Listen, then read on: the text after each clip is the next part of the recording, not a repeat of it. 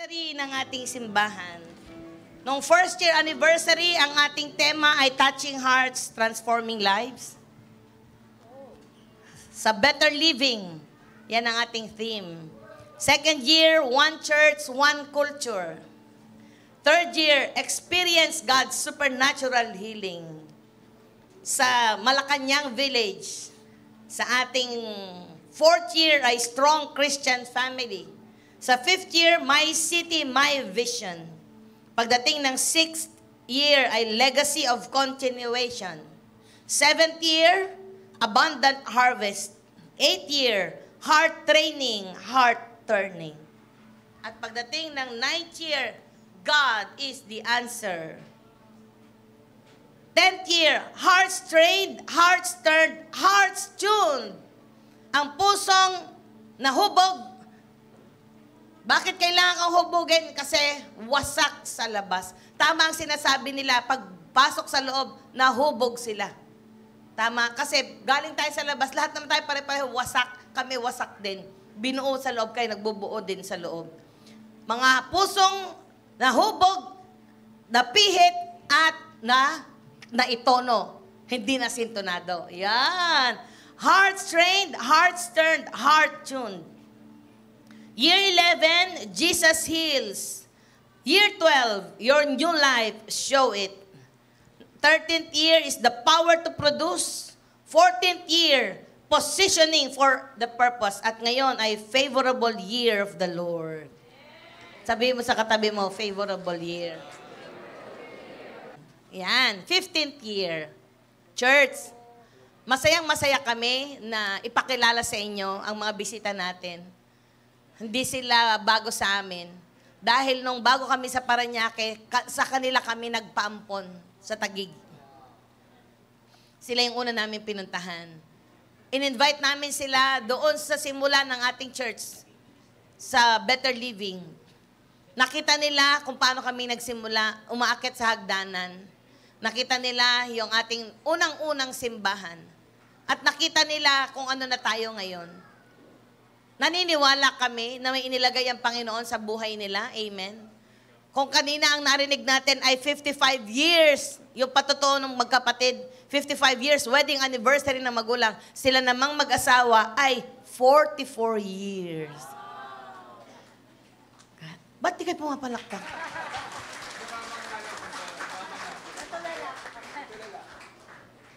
"44 years at 42 years na sa paglilingkod sa Panginoon." Sila ang magkukwento kung ang lahat ng anak nila ay mga pastor na. Sila na ang magkukwento ng iba. 44 years ng kasal. 42 years na. Hindi ka pa ba naman maniniwalang makinig? Mga anak, lalo yung mga bagong-bago pa, mga batang-bata pa, matuto tayong makinig. Kasi ito, hindi lang nila napagtagumpayan ang labanang personal. Hindi lang nila napagtagumpayan ang labanang pangpamilya dahil na-interview namin sila sa daily life sharing. Marami silang napagtagumpayang labanan sa loob at labas. Higit sa lahat, marami ng mga demonyo ang napataob nila. Kasi naniwala sila, ano ang lalabanan mo na tinapos na ni Jesus? Tama po ba? Kaya hindi nila nilabanan ng demonyo, naglingkod sila. Ay, kasi lahat na lumalaban sa demonyo, patay na. Sila ay naglingkod sa Panginoon. Amen? Kaya, pamilya, tayong lahat ay tumayo, ating i-welcome ang lingkod ng Diyos. Ang senior pastor ng All for Christ Church, ang mag-asawang Pastor Teresita, Pastor Jerry Viray. Bati po kayo sa amin. Sama po kayo.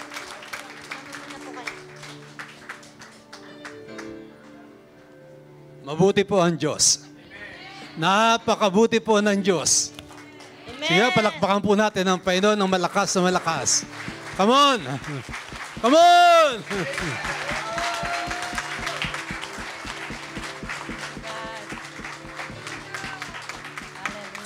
Amen. Makakaupo na ho kayo. Ako po ay bumabati sa inyo. Isa po sa pinakamalalaking pribilehyo sa amin ay makilala ang inyong pastor. Oo nga. Pastora, may pakialis yung sibuyas dito. Parang may sibuyas dito eh. Kanina pa ako iyak ng iyak doon, may naghiwa ng sibuyas. Maliliit pa ho si Lydia, kaya hinahanap ko eh. Nasa Melbourne pala. At yung bahay nyo, Pastora May, dun sa may malapit lang sa Bikutan. Yan sa China Street. Una kami doon pumunta. Si Lydia ay pinapatayo sa table para kumanta. Ngayon, patayuin kaya natin si Lydia sa table. Hindi na pwede at maliliit pa sila. Habang nakikita ko po kayo at yung ginagawa ng Panginoon sa inyo, ako ay manghang-mangha doon sa mga pastora naglingkod sa Panginoon, sapagkat kayo ang katibayan, kayo ang ebidensya, sabi sa legal. Dapat may ebidensya para manalo sa kaso. Kayong ebidensya na talagang ang maglingkod sa Panginoon ay hindi, ang pinakamabuting magagawa ng mga mag-asawa. Ang pamilyang maglilingkod sa Panginoon, ang pinaka-ebidensya na sa sinabi ni David, na I have been young and now am old, and yet I have not seen the righteous forsaken, or his children, or Pastor Dong begging sa luneta. Wala na yun. Palakpakan po natin. Ang Panginoon, bumabati po kami sa inyo at nagpapasalamat sa Panginoon dahil pinagduktong niya ang ating mga puso. Purihin po ang Panginoon. Amen. Well, napakabuti po ng Diyos. Hayag na hayag po sa buhay ninyo, buhay ni Pastor May, buhay ni Pastor Dong. At sabi mo sa iyong katabi, sa iyo din, kitang-kita ang kabutihan ng Panginoon.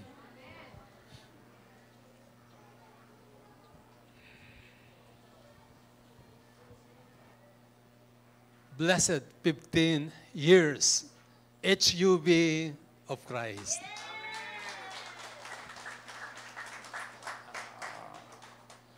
Alam niyo po, bawat anniversary ng isang church ay larawan ng pagiging tapat ng Diyos, ng kabutihan ng Panginoon. Kasi wala pong paglilingkod sa Diyos na hindi po dahilan lang sa biyaya niya at sa gabay ng Panginoon, magiging matagumpay ang gawain.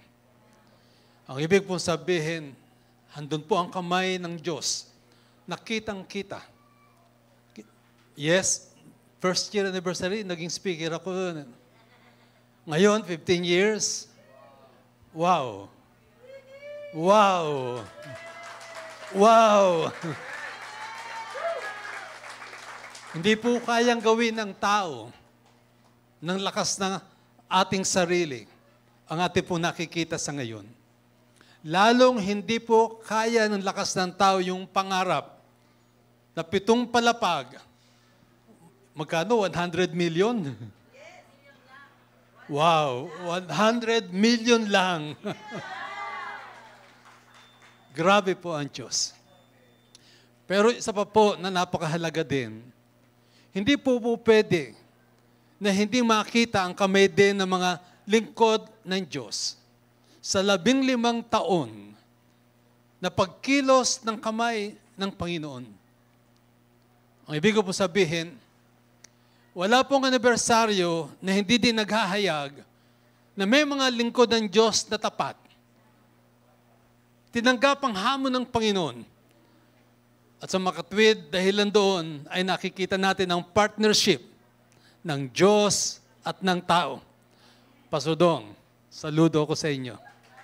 Pastor May, at sa inyong mga anak, this is a reflection of partnership of the God who is, who was, and is to come. The God who is perfect. The God who can do everything and anything.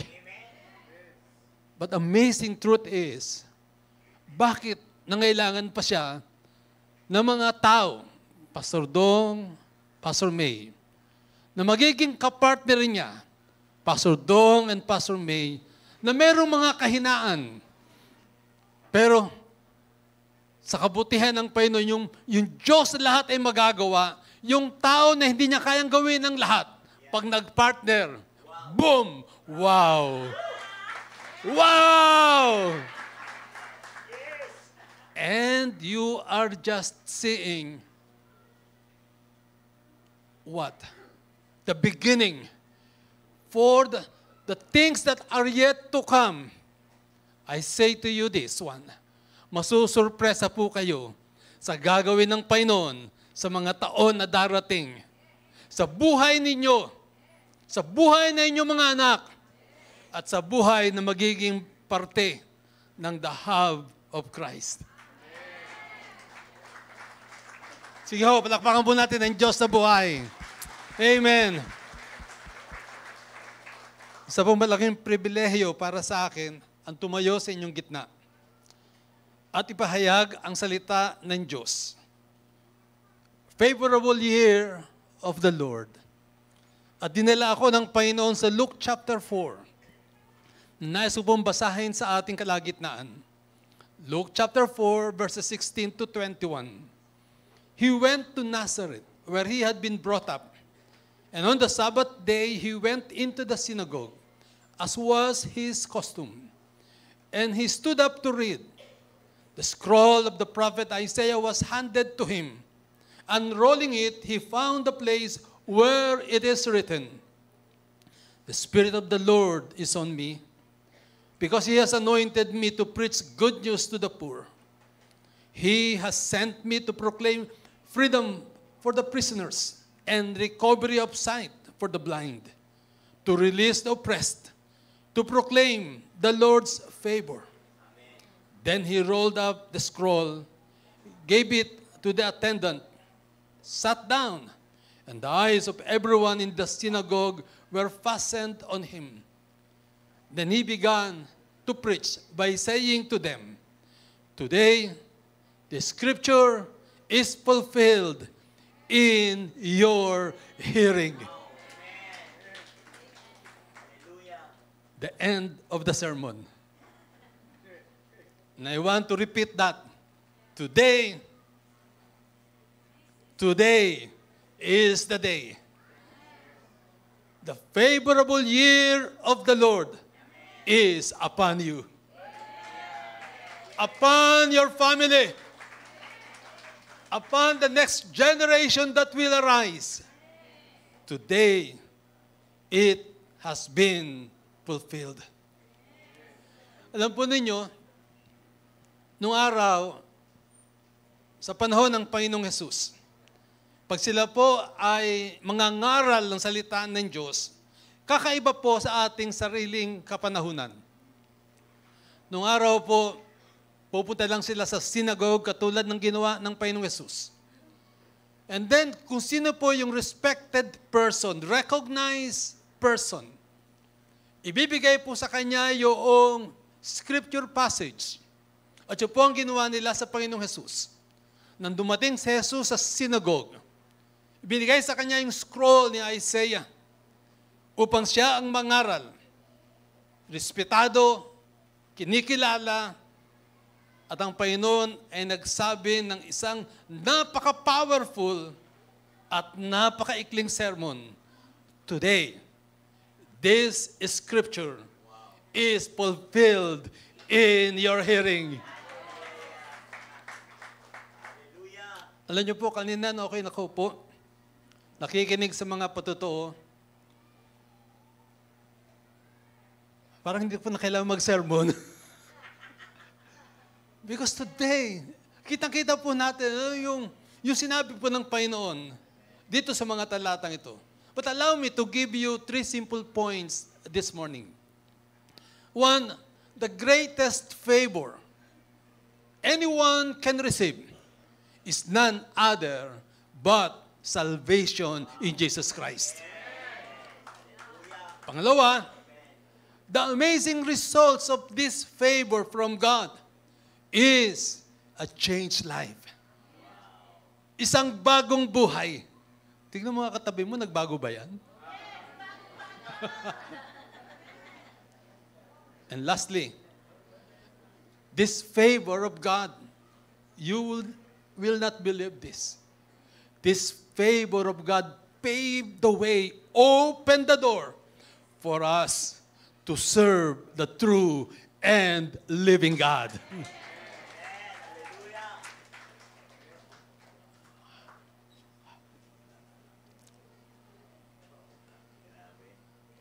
The greatest favor of all is none other but salvation. Well, uulitin ko po yung text na binasa ko sa inyo.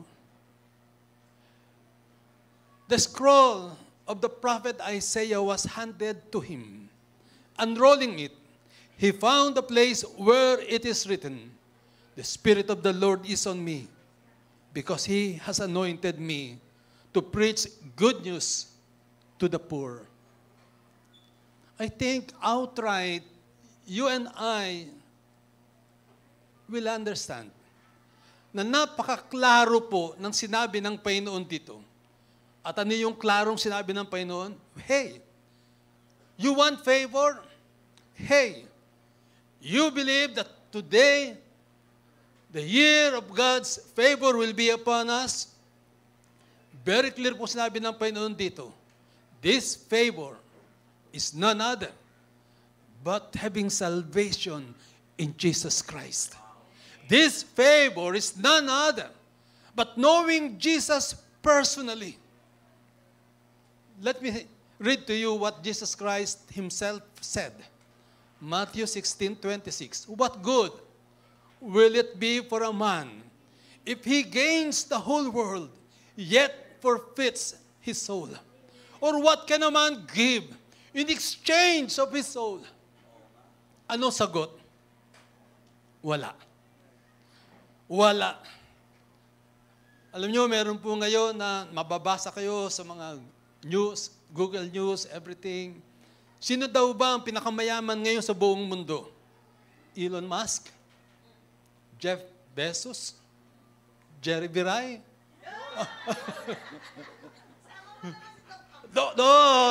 Pastor Don Campoy. Pero sa totoo lang po, ano? Christian ba sila kaya? I doubt it. Ano ang kabuluhan ng kayamanan na isang araw ay magpapantay ang iyong mga paa? Ano magiging kabuluhan nito sa buhay ng isang nilalang? Sabihin po natin, wala.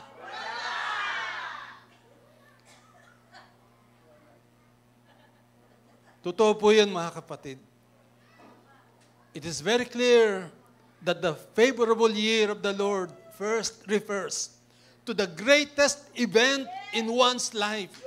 Knowing Jesus personally, having salvation, or having eternal life in Him.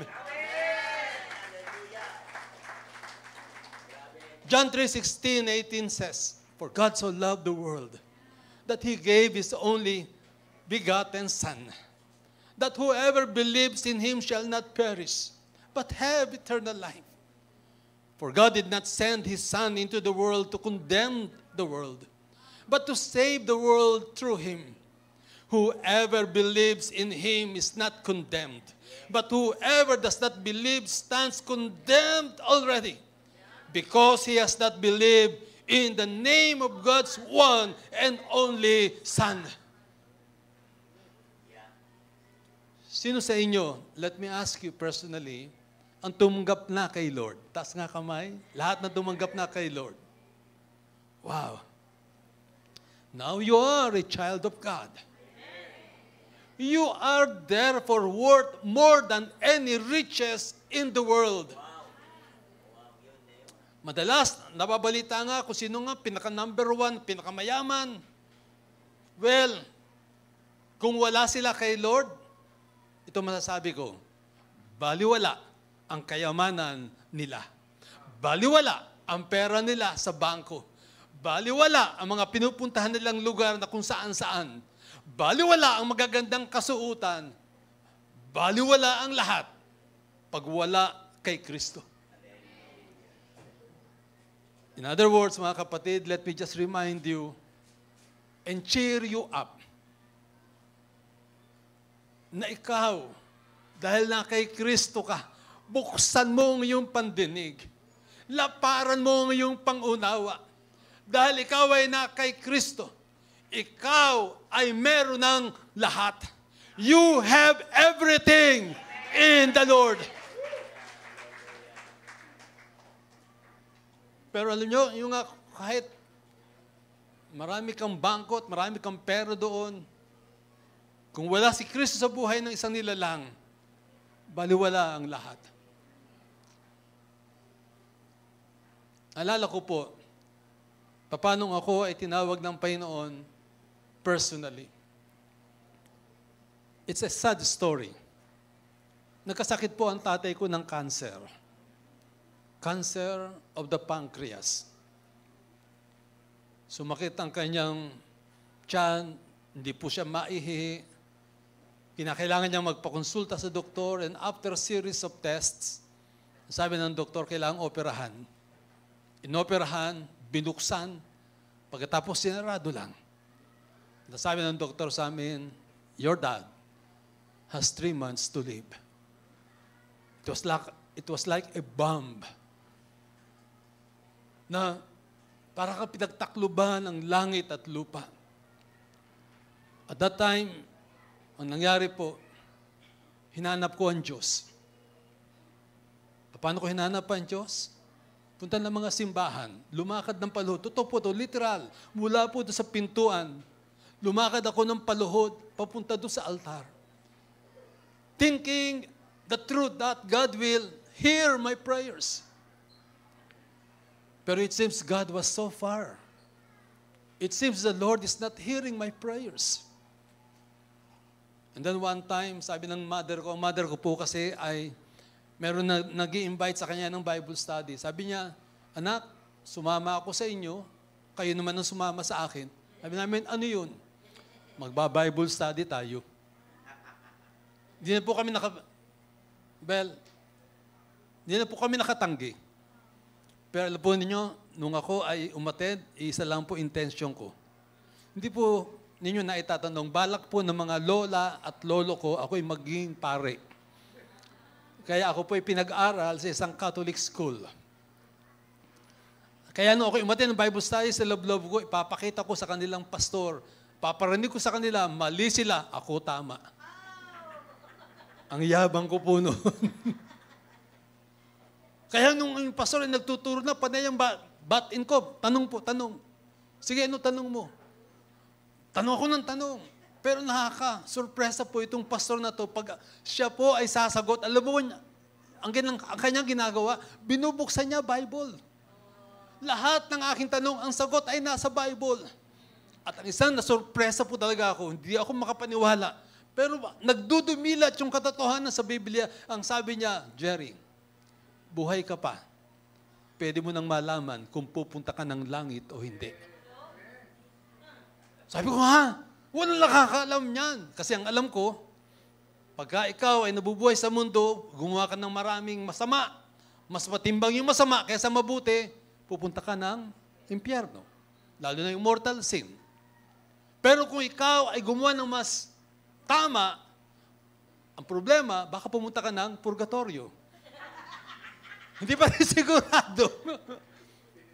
Kinakailangan mo pa rin ipagpamisa ka. By the way, alam po ba niyo hanggang pinagpapamisa pa mga maraming papa na namatay? Because they are not so sure.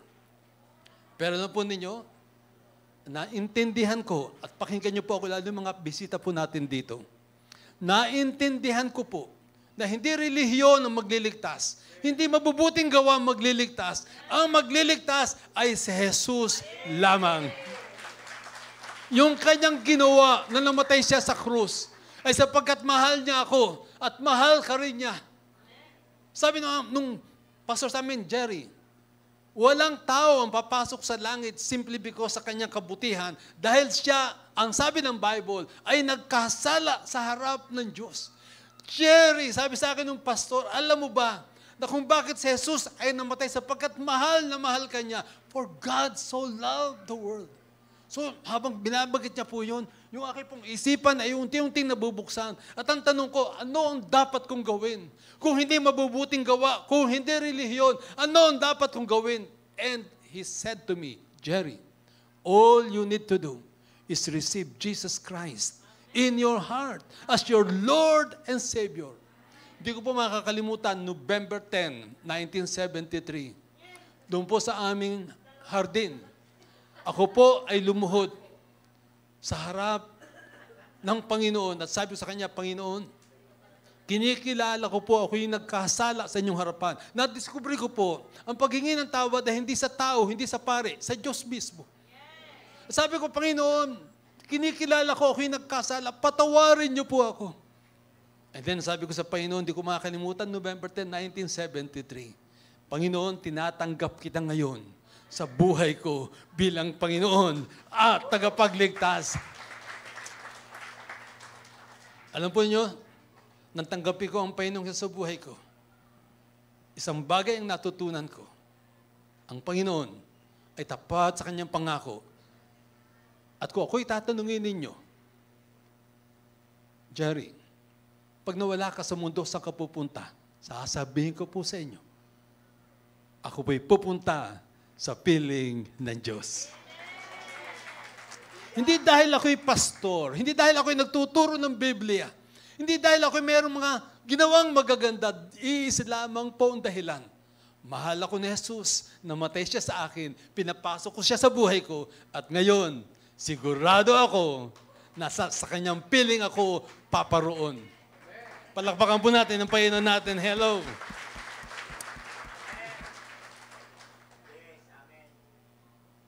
Alam niyo mga kapatid, mga panauhin na narito ngayon, natanggapin ko ang Panginoon sa buhay ko.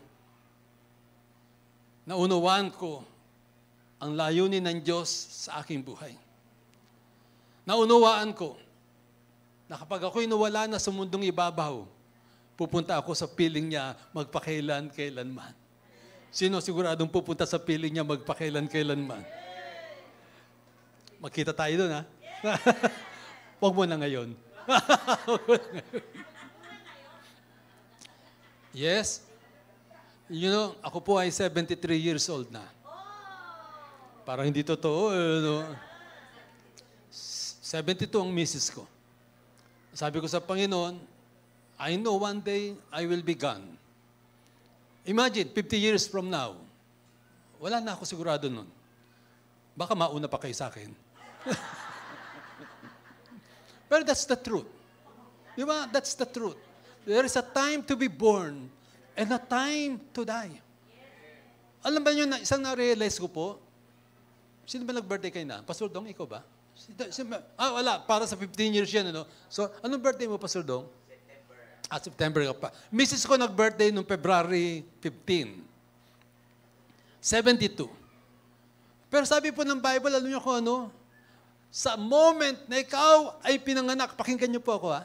Sa moment na ikaw ay pinanganak, yung pong time ay nagpasimula na ikaw ay mawawala. Grabe, di ba? Yeah, pag pinanganak ang tao, yun na ang start ng countdown na ikaw ay mawawala sa mundong ibabaw. Kaya po, sa totoo lang, ang ibig sabihin ng birthday, ay ano, 1 taon na nabawasan ang buhay mo. Di ba? 1 taon na nabawasan ang buhay mo. In fact, sabi po ng statistics, every 1 or 2 seconds may namamatay. 001, 002, may namatay. 001, 002, may namatay na naman. 001, 002, may namatay na naman.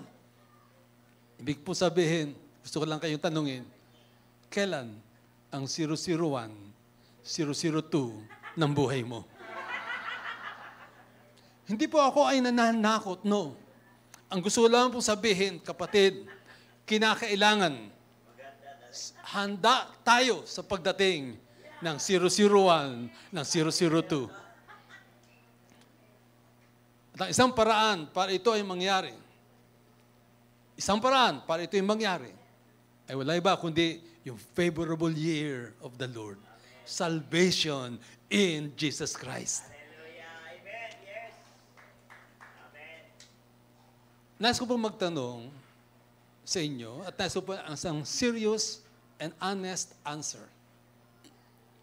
Sino sa inyo, dahil napag-usapan natin, mawawala tayo sa mundo, sino sa inyo, pag dumating na ikaw ay mawawala sa mundong ito, sigurado ka, pag namatay ka o nawala ka dito, pupunta ka sa langit sa piling ni Lord. Taas ang kamay. Kukunti, mayroon pang hindi sigurado.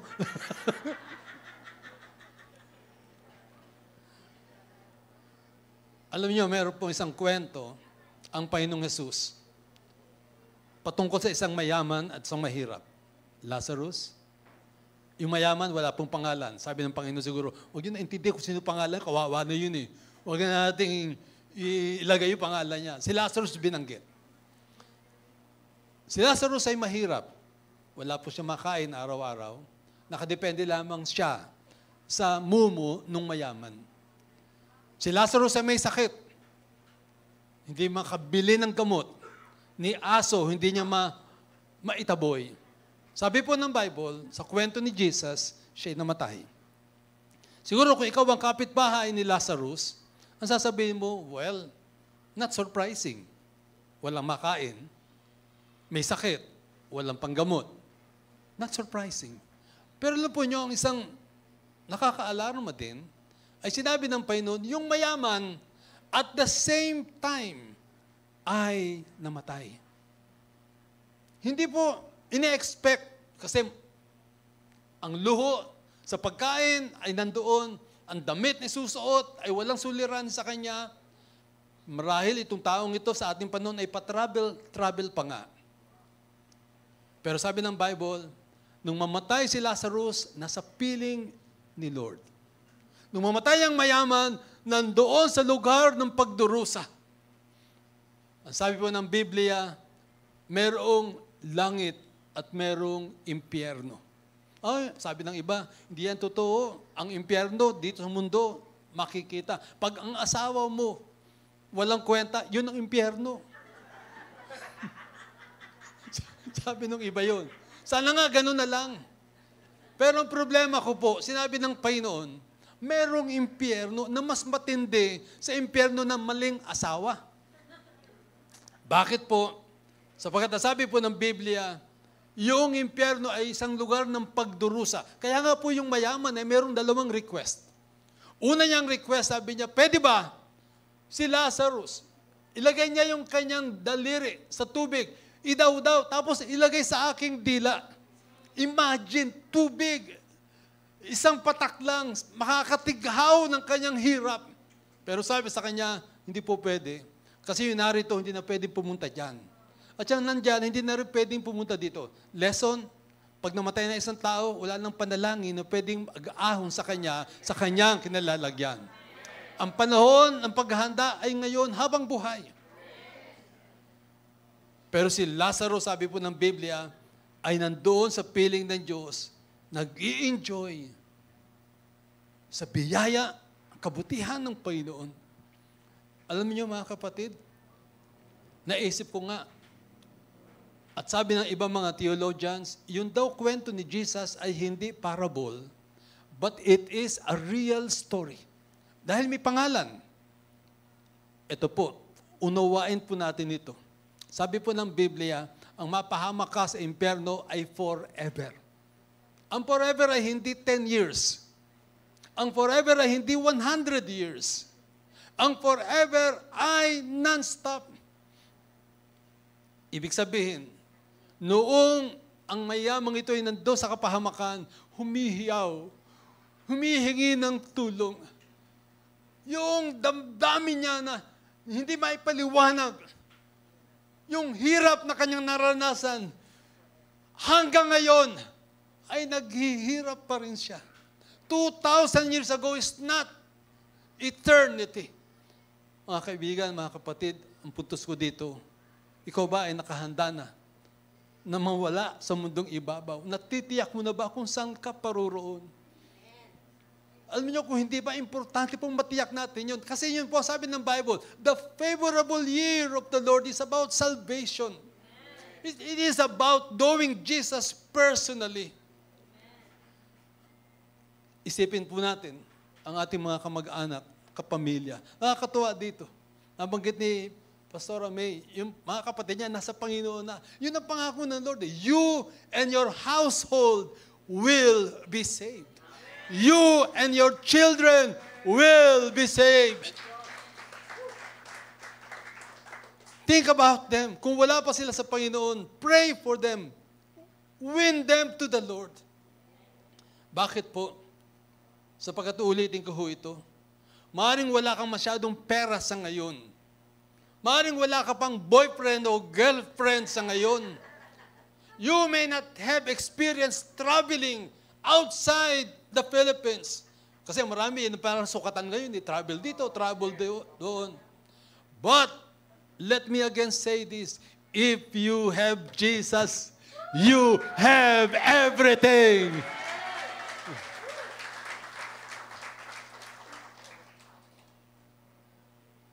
Alam niyo mga kapatid, nakakatuwa po. Actually, kinumpit ko po yung years na kami ay nakakilala sa Panginoon, naglilingkod sa Panginoon. And I can tell you this, 50 years plus of serving God, ang isa pong gustong-gusto kong makita, magawa, ay wala iba kundi makapag-akay ng isang tao sa kamay at sa harap ng Panginoon. Marami na pong Bible study akong nagawa, pero higit sa lahat ako ay talagang tuwang-tuwa ay pag merong isa na nagsabi, Pastor Jerry, I want to receive Jesus Christ in my heart na siya ang aking maging Panginoon. Sabi ko nga sa inyo mga kapatid, one day I want to see everyone na nakamingle ko. Like this one, nakapagturo ako, by the grace of God, it's such an honor to present the words of God to you. But lalong-lalo, it's such an honor to usher you in to the kingdom of God. How? By receiving Jesus in your heart as Lord and Savior. Alam nyo, isang malaking katuwaan sa akin, sabi ko nga sa mga nababible study ko, pwede ba, pagdating nyo sa langit, lapitan nyo ako, at mag-high five tayo sa isa't isa. Uy! You made it!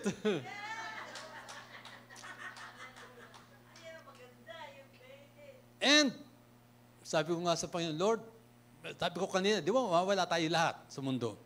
Pero ako, di ba ako nagmamadali, meron na akong deal sa Panginoon eh. Sabi ko sa Lord, Lord, okay na ako, makita ko lang yung aking mga apo na mag-asawa, okay na ako mawala.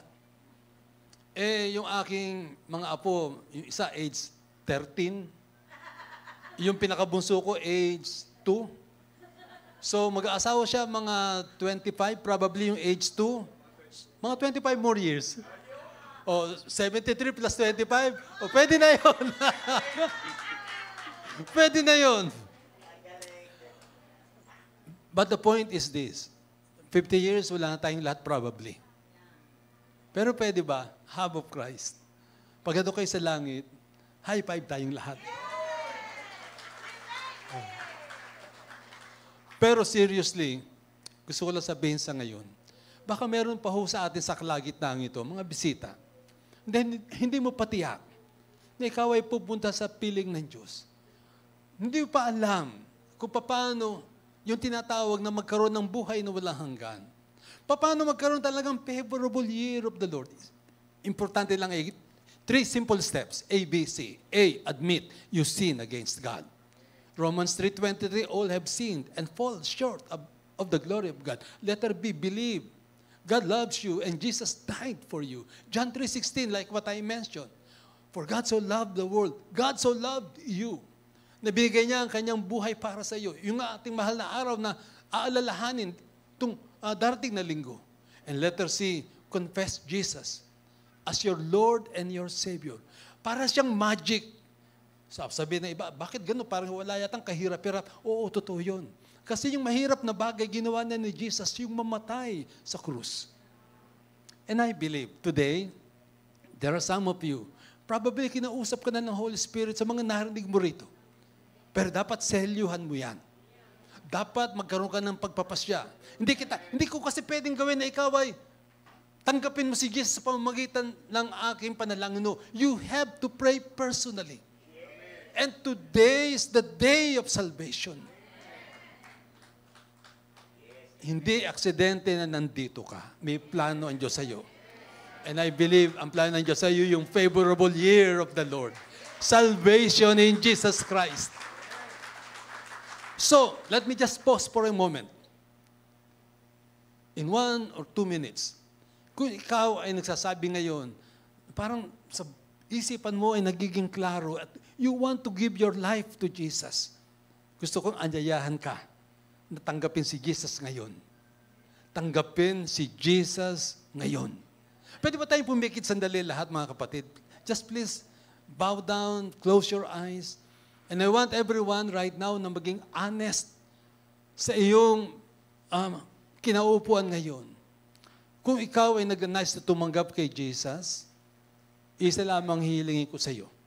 At tutulungan kita tanggapin si Jesus by prayer. Pero nais kong malaman, kung gusto mong tanggapin si Jesus, pwede mo bang itaas ang iyong kanang kamay silently? Wow, sige po, taas niyo lang yung kamay. Praise God. Praise God. Sa mga nagtaas ng kamay, please sundan niyo po ang aking panalangin. Gawin niyo po itong personal na prayer. Sabihin natin ng ganito, aking Diyos, aking Ama, kinikilala ko po, ako'y nagkasala laban sa inyo. Patawarin niyo po ako.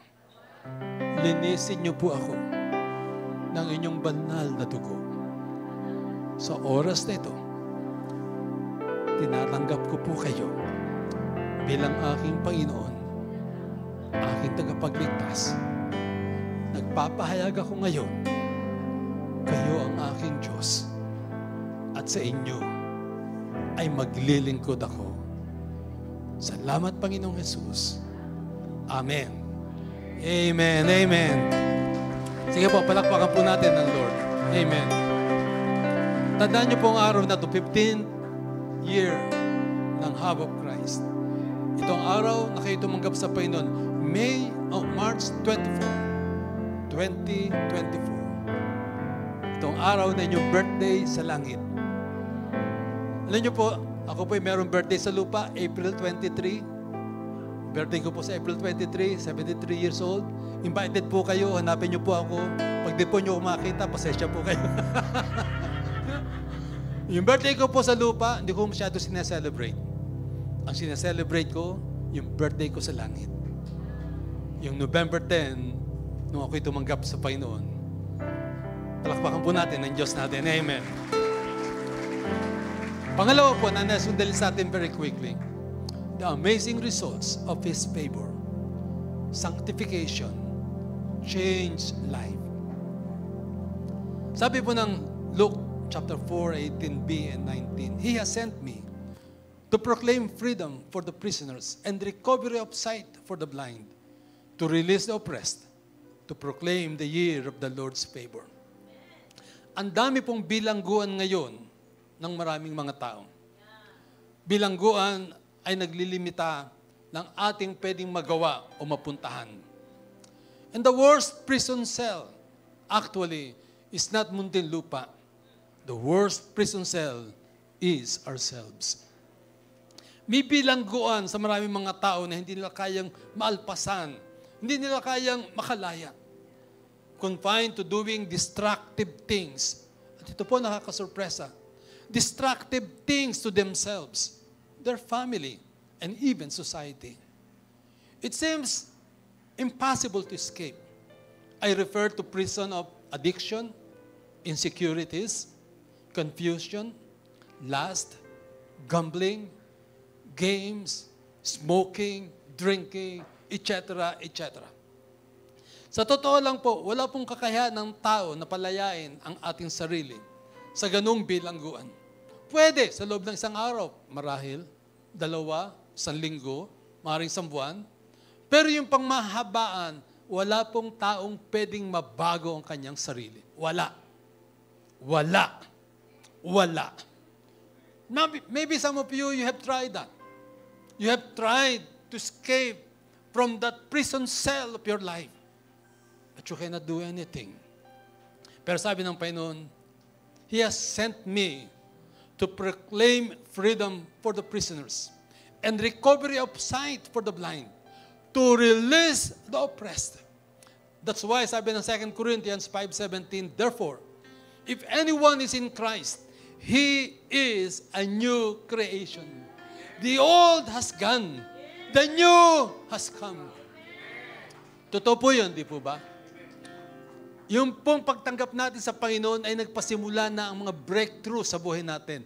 Nagpasimula na ang mga favorable things sa buhay natin. And one best favorable thing is your changed attitude, your changed mind, your changed heart. Dati wala po tayong kakayahan na gawin ang gusto nating gawin na tama at ayos. Pero ngayon, sa biyaya po ng Diyos, binago niya ang bawat isa sa atin. Alam po niyo mga kapatid,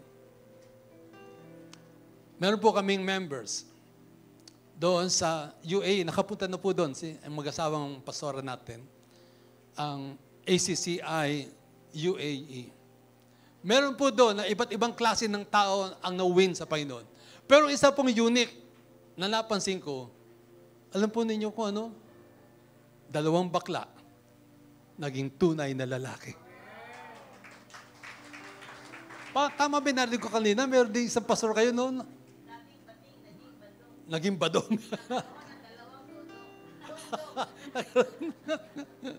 Yeah.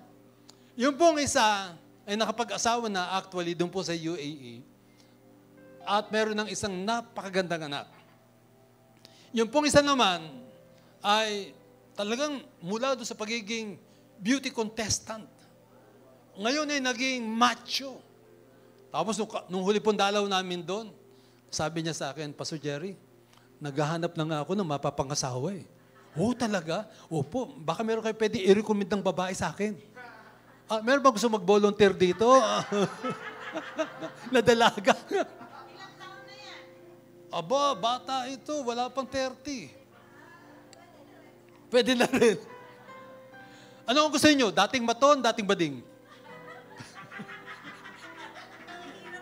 Ang hirap sagutin.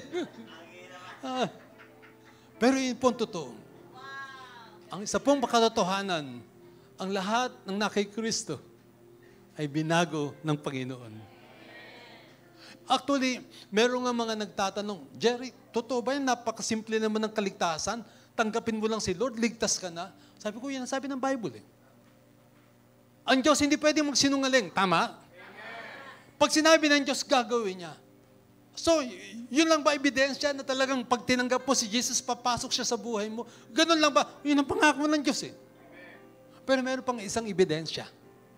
Ang sino man na totoong tinanggap si Jesus sa kanyang buhay bilang Panginoon, ang isang ebidensya, isang bagong buhay. Dating babaero, hindi na babaero. Pastor, naging lalakero. Ay, mahirap yan. Dating sugapa sa sugal. Nawala sa sugal. Dating umiinom. Dating nanggugulpi ng asawa. Ngayon, siya na ginugulpi ng asawa. Well, the point is simply this. Ang totoong na kay Kristo ay binago at patuloy na binabago ng Panginoon. Anong tawag mo doon? Favorable year of the Lord.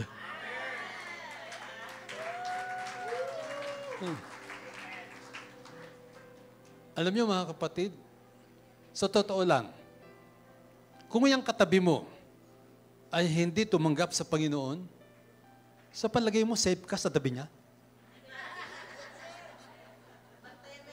Batay mo yung bag mo. Baka yung bag mo mawala. Baka yan ay, kung hindi yan tumanggap sa Panginoon, ay baka isa sa mga scammers. Di ba yung, ang daming scammer ngayon eh. Kung yung katabi mo ay hindi binago ng Lord, ay baka yan ang reyna o hari ng Marites. Ikukwenta yung buhay mo. Pero praise God. Tingnan mo sa mata. Praise God, nasa tabi mo ako. Praise God, binago ng Diyos ang katabi mo.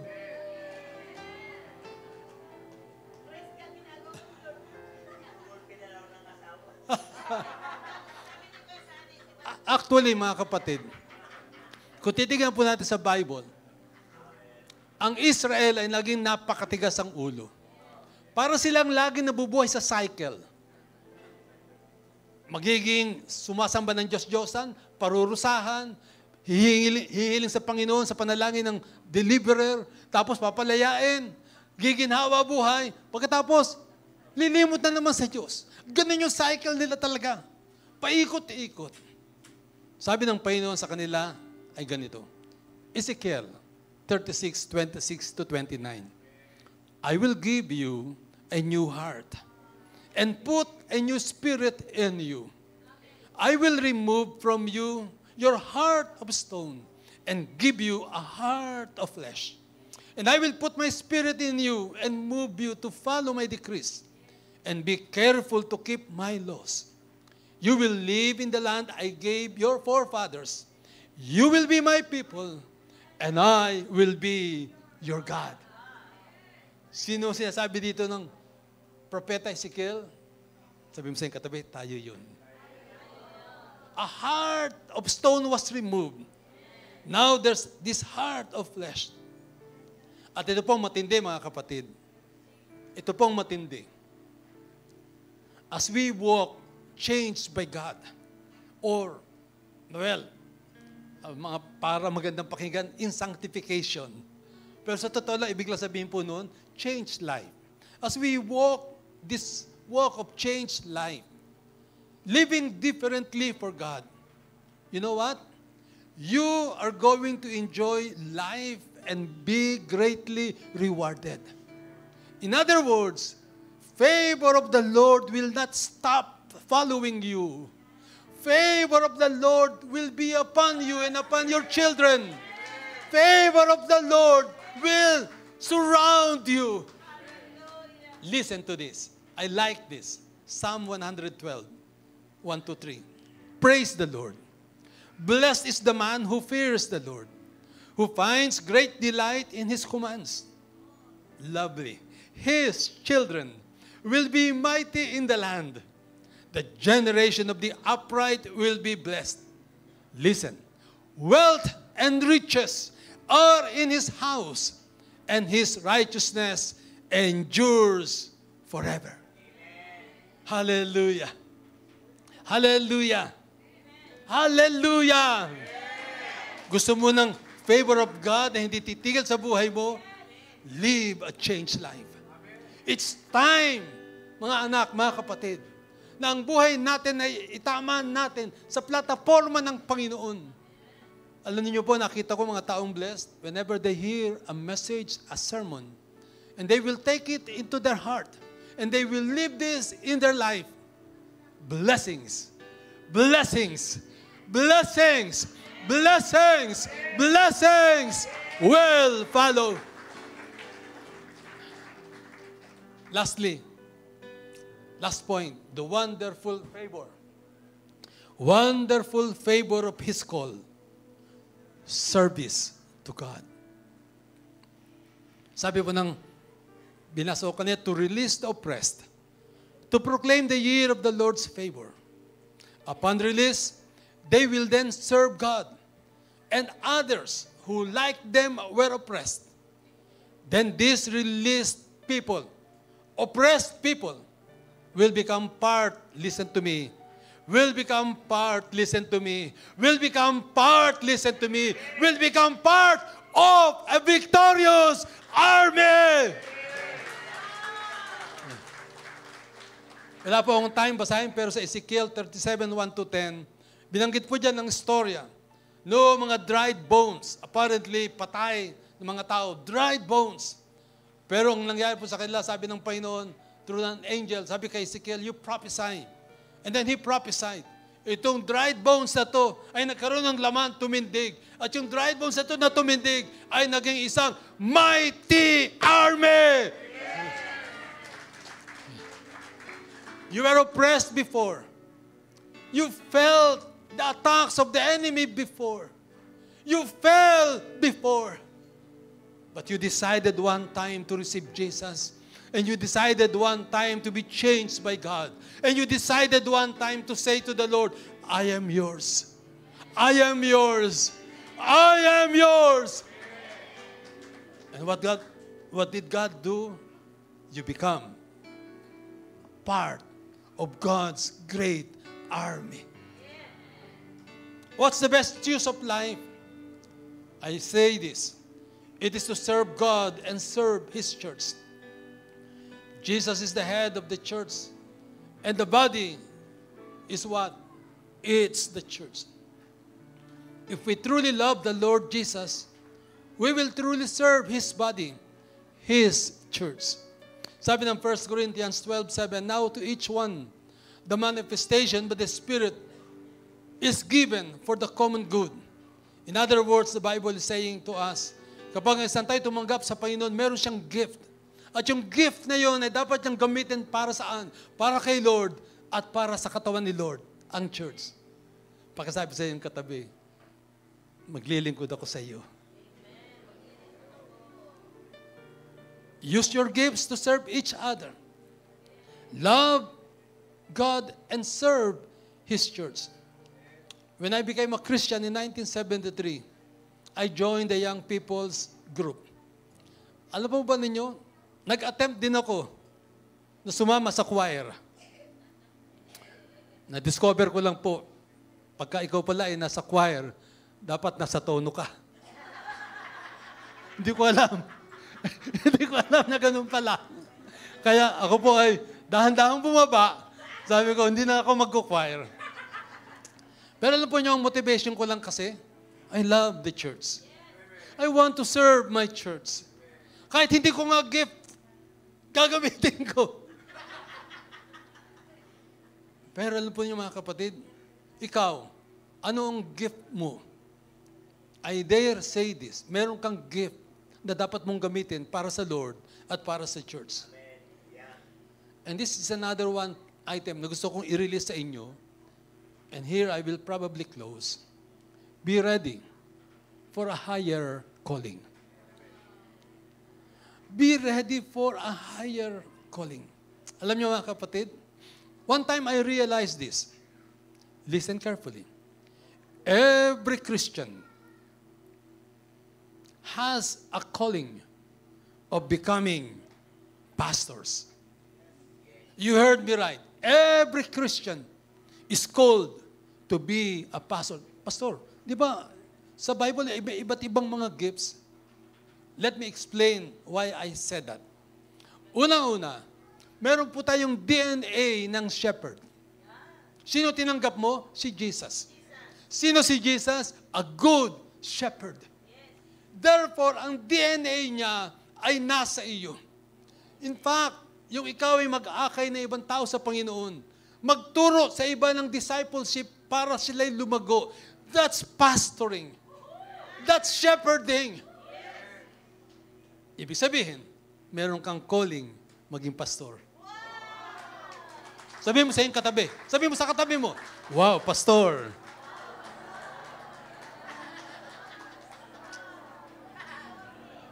Meron po akong sasabihin sa inyo, pakinggan niyo po ito, meron po akong sasabihin sa inyo na matindi. At itong sasabihin ko sa inyo, ay itatak ninyo sa inyong utak. Itong sasabihin ko sa inyo, ay ilagay nyo sa pinakamatabang bahagi na inyong puso. Itong sasabihin ko sa inyo, huwag po ninyo itong kalilimutan. Ano po ang sasabihin ko sa inyo? John 14:12. I tell you this. I tell you the truth. Anyone who has faith in me will do what I have been doing. He will do even greater things than this because I am going to the Father. Alam niyo mga kapatid, this is mind-boggling. Could you believe this? Anong ibig sabihin po nito? Sabi ng Panginoon, kayo mga alagad ko, yung ginawa ko, hihigitan ninyo. Yung ginawa ko, mas higit ang gagawin ninyo. And I believe that. Naniniwala ako na si Lord walang insecurity, kaya para sa Kanya, nakikita niya ang lahat, kikilala, tatanggap sa Kanya na mas grabe ang gagawin. In fact, let me read to you 1 Peter, Acts chapter 5, 15 to 16. Buksan nyo inyong isipan dito. As a result, people brought the sick into the streets and laid them on beds and mats, so that at least Peter's shadow might fall on some of them as he passed by. Listen, crowds gathered also from the towns around Jerusalem, bringing their sick and those tormented by evil spirits, and all of them were healed. Grabe no, madaanan lang daw ng shadow ni Apostle Peter, ay gagaling sila. Grabe. Si Jesus ba nagpagaling ng kanyang shadow? Wala. Kayo, anong pwede niyong gawin? Laylay ng damit, hinawakan, yun, gumaling. Pero yung shadow, wala. Mga kapatid, sinasabi po ng Biblia na ang sinuman na kumilala sa Panginoon, mas grabe ang kanyang gagawin pag siya'y naglingkod sa Diyos. Pakinggan niyo po ako. Ang Diyos po ay hindi pumipili ng mga taong sa tingin niya ay qualified siya.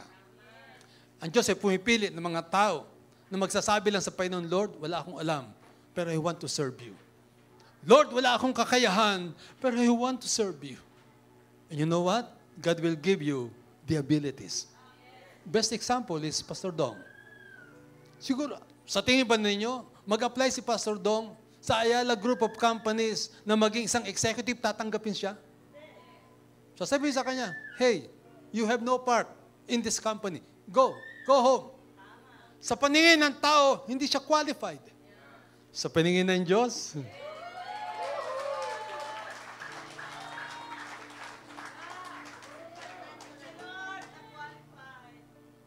ay, naku mga kapatid.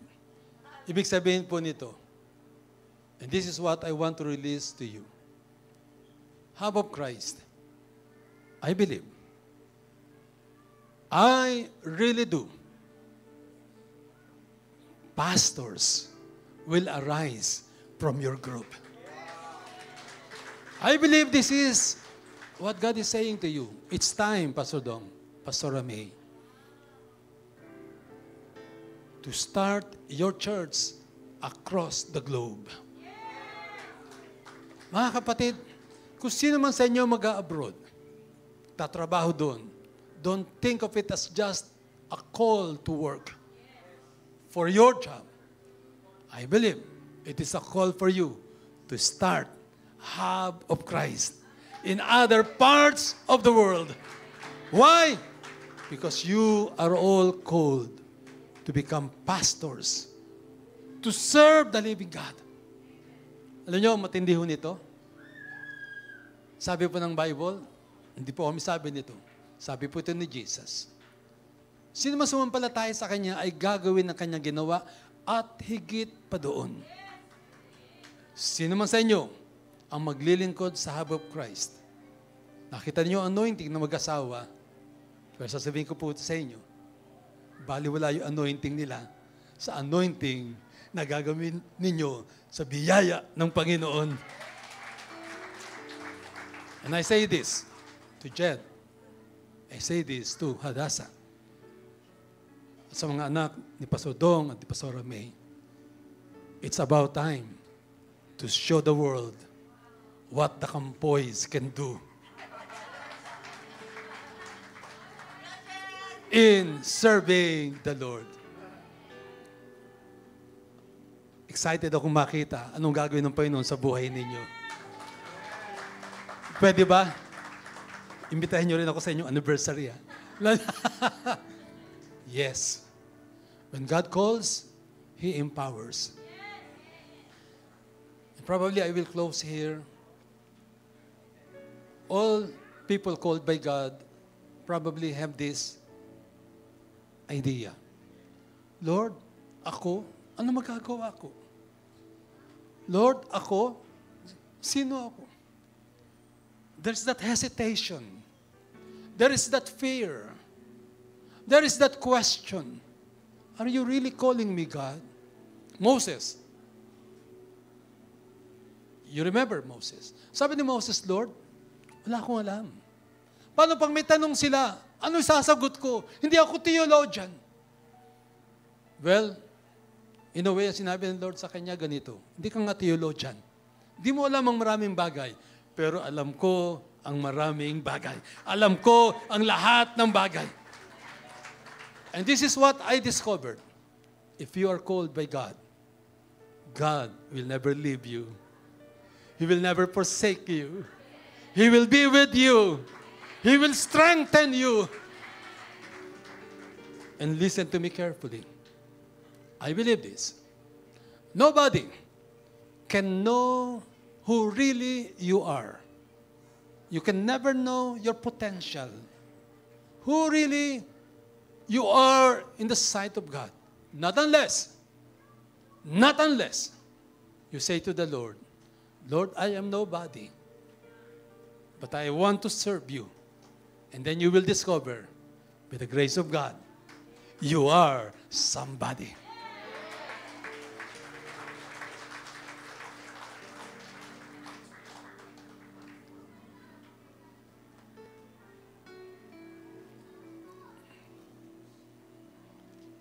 Oh, Rabashaka Namahanda Rabashiketa Rabas.